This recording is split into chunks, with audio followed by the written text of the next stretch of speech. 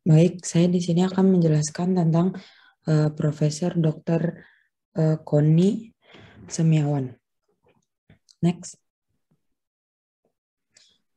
Profesor Dr. Koni Semiawan ini adalah sebagai guru bangsa, tokoh pendidik nasional dari FIP UNJ, pernah menjadi rektor IKIP Jakarta atau UNJ pada ke-9. Salah satu penghargaan yang beliau dapatkan dari UNESCO sebagai tokoh nasional di bidang pendidikan, kebudayaan, sains, dan komunikasi. Selanjutnya, next. Berikut adalah hasil pemikiran dari Profesor Dr. Koni Semiawan. Yang pertama yaitu CBSA atau cara belajar siswa aktif, yang merupakan pemikiran pertama yang menegaskan bahwa siswa bukanlah objek dari pembelajaran, melainkan subjek dalam pembelajaran. Yang kedua yaitu kurikulum berdiversifikasi.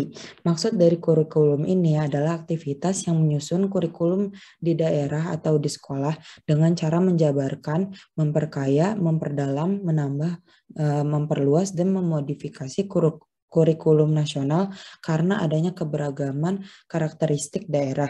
Yang mana salah satu pemikiran kedua ini membongkar paradigma pendidikan yang dari sentralistik atau yang diatur oleh pemerintah pusat berubah menjadi desentralistik dan atau diserahkan kepada pemerintah daerah. Yang ketiga, Profesor Koni ini pernah menyindir model pendidikan taman kanak-kanak di Indonesia yang memaksa anak untuk belajar. Menurut Profesor Dr. Koni Semiawan ini, sistem layanan pendidikan pada usia dini memang selalu berubah-ubah dari waktu ke waktu. Artinya cara yang digunakan dalam mendidik pada masa sekarang dulu ataupun sekarang itu akan berbeda. Hal ini dikarenakan adanya perubahan yang terjadi di lingkungan anak, misalnya perubahan ilmu pengetahuan, teknologi, atau arus informasi. Kemudian yang keempat, ada ilmu yang bernama pendidikan usia dini, yang mana menurut beliau perkembangan anak berkembang from within dan belajar dari lingkungan.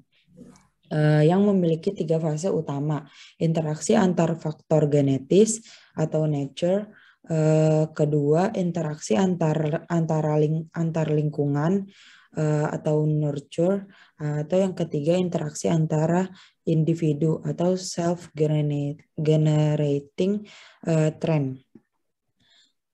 Kemudian next. Nah, pengembangan menurut Profesor Koni juga beliau mengembangkan pendapat Toffler dan membagi perubahan zaman.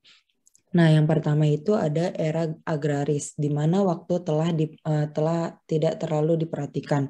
Yang kedua, era informatika, di mana ketelitian dan kecermatan menjadi kunci utama. Yang kedua itu era industri, di mana konsep waktu sangat diperhatikan, efisiensi waktu, tetapi muncul keserakahan secara material. Yang ketiga, era informatika, di mana ketelitian dan kecermatan menjadi kunci utama.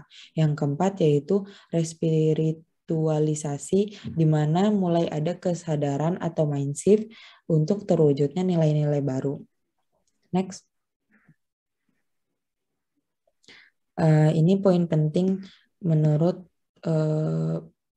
Profesor Koni. Yang pertama yaitu pendidikan anak usia dini berkaitan dengan multicultural education, yang artinya berasal dari lingkungan tersebut, bukan bagian dari lingkungan tersebut. Yang kedua yaitu mereka memiliki kesempatan yang sama, dan seharusnya pemerintah lebih memperhatikan ini. Yang ketiga,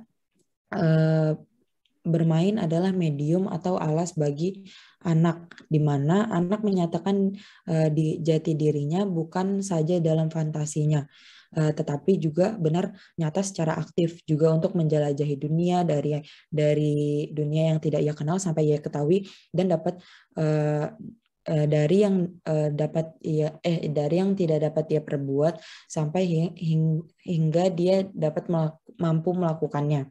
Kemudian yang keempat, secara tegas dikatakan oleh Profesor Koni bahwa belajar sambil bermain bagi anak usia dini merupakan prasyarat penting bila orang tua menginginkan kesehatan mental.